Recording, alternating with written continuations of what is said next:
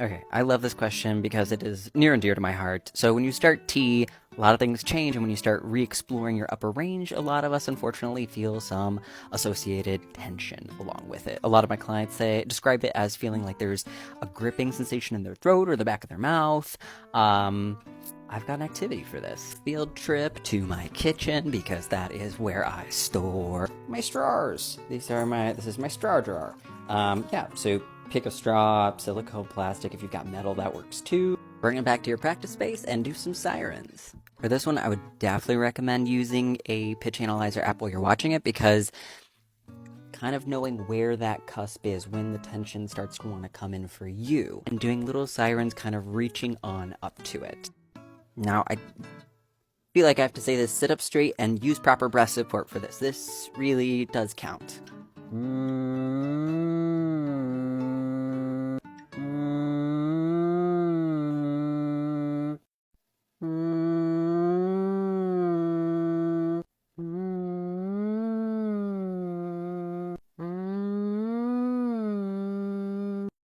If you don't have a straw, you can also do it with lip trills. And when you find where that tension is, don't push past, don't force yourself. Just kind of revisit that spot a few times and then maybe see if that spot moves back. It's going to be a gradual process of reducing that muscle tension. An- Another thing to think about is also what if you didn't try as hard? But sometimes trying less will help you deactivate a little bit of the muscle tension that you have back there. And just think about maybe just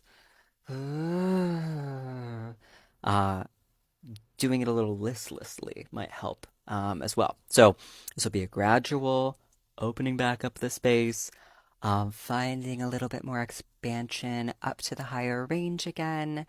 It is gradual and it is one of those things that you will build. Um, so give this one a try and let me know how it goes in the comments.